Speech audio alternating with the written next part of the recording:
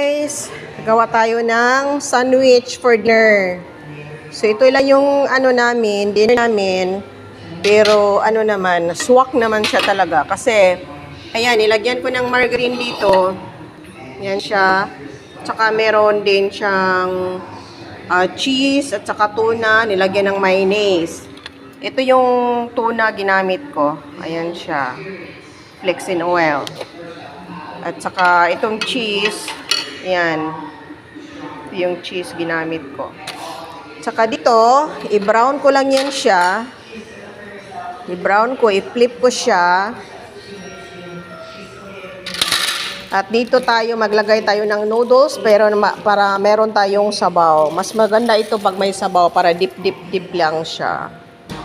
Ayan guys, brown na siya. Ready na siya. Haunon. Ayan siya, oh. Naka-brown.